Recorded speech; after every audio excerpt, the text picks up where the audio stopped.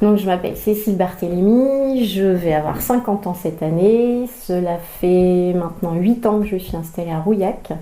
Je suis orthophoniste depuis l'âge de 21 ans. J'ai un parcours assez varié. J'ai commencé en tant que salariée dans un CMPP dans le Val-de-Marne, puisque j'étais basée à Paris initialement et je n'avais pas du tout l'intention de quitter la région parisienne. Je suis restée 12 ans en congé parental pour m'occuper de mes 4 enfants. J'ai repris ensuite un travail salarié à l'hôpital en gériatrie. Et puis j'ai décidé de changer de vie et les hasards m'ont amenée ici. Les hasards et une certaine volonté aussi. Le charme de la région, nous venions en vacances en famille. Et puis lors d'une visite à Cognac, nous avons regardé les annonces immobilières et nous nous sommes pris à rêver, puisque nous vivions assises dans 90 mètres carrés et les enfants, l'aîné avait 13 ans, il commençait à avoir besoin d'espace aussi, enfin d'espace à lui. Et nous n'avions que 2 chambres et quand nous avons vu ne serait-ce que les prix des maisons, nous nous sommes pris à rêver d'un changement de vie. Et pour le moins radical. C'est cette envie d'espace et de liberté. Et puis des choses toutes bêtes. En visitant Cognac, les enfants remarquaient que les automobilistes s'arrêtaient au passage piéton pour laisser passer les piétons. Et pour eux, c'était un émerveillement total, puisque à Paris, ce sont des choses qu'on ne connaît pas. Alors, pourquoi je suis arrivée en tant qu'orthophoniste à Rouillac ? C'est un peu par hasard, puisqu'en fait j'avais toujours été salariée, je ne me voyais pas me lancer en libéral. Le hasard a fait qu'une de mes amies m'a parlé de sa maman, qui était orthophoniste à Rouillac et qui cherchait une collaboratrice.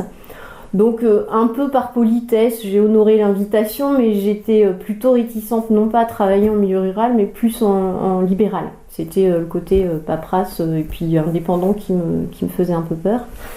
Et puis donc j'ai rencontré cet orthophoniste qui m'a donné envie de tenter l'aventure. D'emblée, j'ai eu une patientèle parce qu'en fait les gens m'attendaient avant même que j'arrive.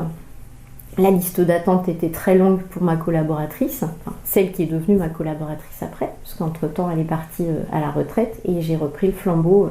Donc on a des situations aussi très variées, que ce soit en gériatrie avec la toute petite enfance, avec des adultes aussi, puisque les pathologies sont diverses.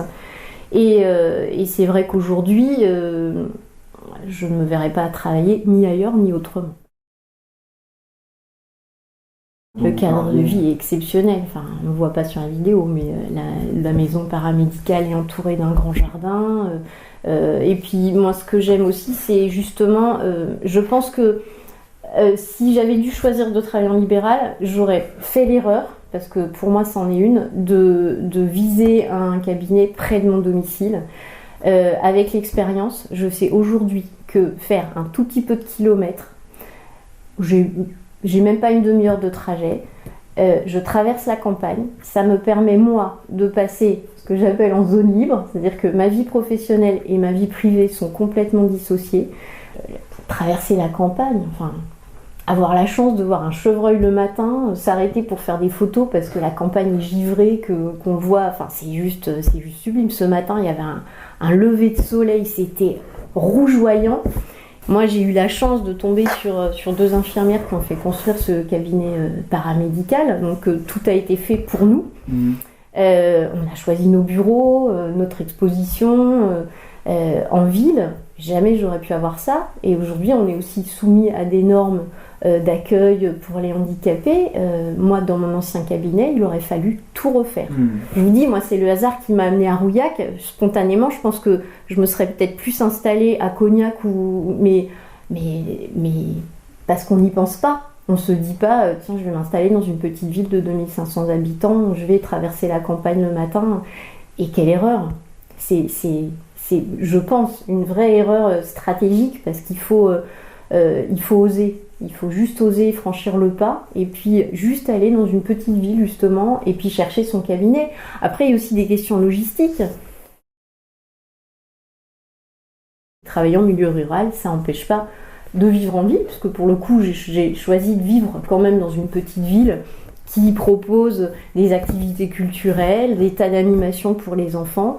C'est beaucoup plus pratique aujourd'hui d'être dans une petite ville et d'avoir des enfants que dans une grande où il faut se bagarrer pour avoir une place dans les écoles de musique. Ou, voilà. À Cognac, il y a un théâtre, il y a un musée, il y a une vraie vie culturelle, il y a des festivals. C'est une ville qui bouge. Et honnêtement, au niveau culturel, je fais beaucoup plus de choses à Cognac que quand j'étais à Paris. Et bien, osez la qualité de vie pour vous, parce que c'est vrai que n'ayez pas peur, c'est pas parce qu'on vit en milieu rural qu'on est coupé de tout. Et la culture, quand on veut y avoir accès, on l'a. En revanche, on s'offre un cadre de vie et personnel et professionnel qui, à mon avis, contribue à une bonne pratique aussi, parce qu'on est bien plus détendu et bien plus à l'écoute aussi que quand on vit dans un lieu de stress. Et la proximité de la mer aussi, qui fait un sacré attrait, moi je trouve.